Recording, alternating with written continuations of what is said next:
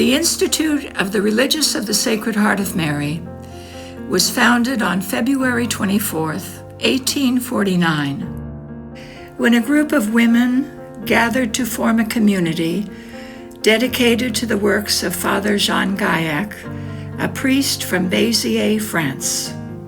Apollonie Cure, Eulalie Vidal, Rosalie Gibal, Rose Janté, Cécile Cambon, and Marie Roch were joined a few weeks later by Mary Maymard. They took over the direction of the works of the Good Shepherd, which included a shelter for women and an orphanage. Each member of this group brought her own talents and capabilities. Each one assumed responsibility for some aspect of their common mission. Led by Mother St. John, First Superior, they sought to be followers of Jesus, who came that all may have life, and to grow in knowledge and love of God. As co-foundress and First Superior, Apollonie, now known as Mother St. John, worked closely with Father Gaillac and governed the Institute until her death. During her time as Superior, the shelter for women was transformed into a preservation for young girls at risk, and a boarding school for girls was begun. As the Young Institute took on a variety of works, Mother St. John emphasized the need to strengthen unity in the midst of this diversity. One of the major gifts of the RSHM is our internationality. Our constitutions remind us we may be sent anywhere in the world where the Institute recognizes a need. From the earliest days of the Institute, we journeyed to other countries. Coming to the United States in 1877, Father Gaillac wrote at the time, "I believe that God wants to open a large door in this immense country." When visiting Rome in 1874, Father Gaillac and Mother Sainte Croix, then General Superior, met Mrs. Sarah Peter of Cincinnati, Ohio, and promised to send a group of religious of the Sacred Heart of Mary to the United States. 6 Irish sisters, with Mother Basil Davis as Superior, set out from the Mother House and arrived in New York on February 28, 1877. Arriving in Sag Harbor, Long Island, New York, on March 15th, they took charge of the parochial school and began to teach catechism to young adults. In the United States, the religious of the Sacred Heart of Mary began their work in Sag Harbor, New York.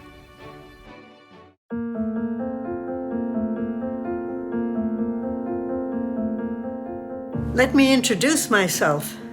I am Mother Marie Joseph Butler, and I came to America by boat in 1903. After having served for over 20 years in RSHM schools in Portugal, I was both excited and apprehensive about being sent to this new missionary world. However, I was inspired by the words of our venerable founder, Father Jean Gaillac, who had written in 1877, when the first RSHM were sent across the great Atlantic Ocean and made Sag Harbor their first home. He said, "I truly believe that God wants us to open a great door into this immense country." I felt humbled that I had been called to open this great door wider in establishing Marymount School in Tarrytown, New York, in 1905, where the RSHM initiated courses in political science, encouraging our women to become active and informed citizens. I was also proud that I was involved in initiating a retreat movement for laywomen. I deeply believed that the world needed women's intelligence and compassion more than ever in our society. In 1922, now serving as Vicar Superior of North America, I received an invitation from the Ordinary of the Diocese in Los Angeles, Bishop John Cantwell, who asked the religious of the Sacred Heart of Mary to open a school in Los Angeles similar to Marymount Tarrytown. I consulted with the Superior General, Mother St. Constance Farret, who gave her approval of such a venture. Mother Gerard Phelan and I, accompanied by my widowed sister-in-law, Mrs. Thomas Butler, traveled by railroad across the American continent to Los Angeles. There we were given gracious hospitality by the Immaculate Heart Sisters in their convent on Franklin Avenue in Hollywood. Bishop Cantwell did everything to welcome the RSHM to California. He communicated with me that he had found a suitable site for this new foundation on a property owned by a Mr. J. Brockman, located on 28th Street in the West Adams district of Los Angeles.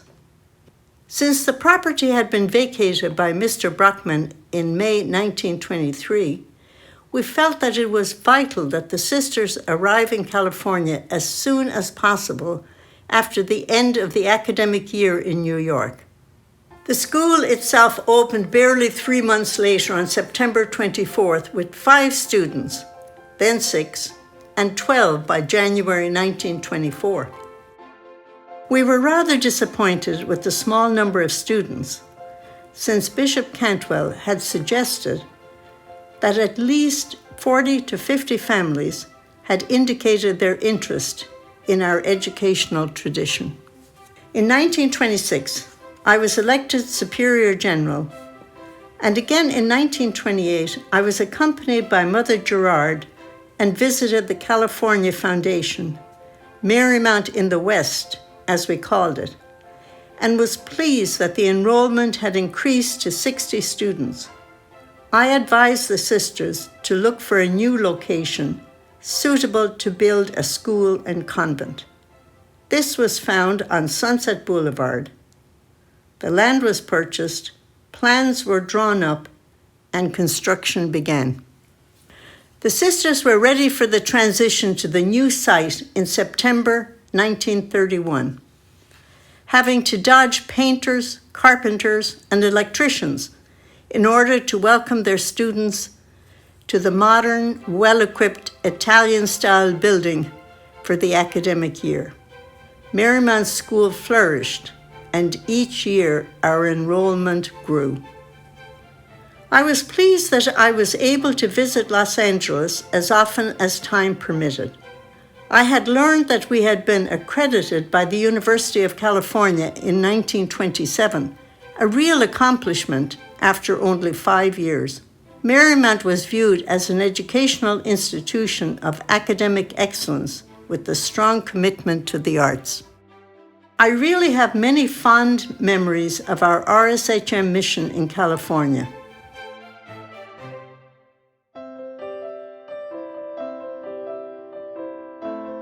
I was always amazed that Mother Marie Joseph Butler placed such confidence in me, Cecilia Rafter, in initiating Marymount in the West.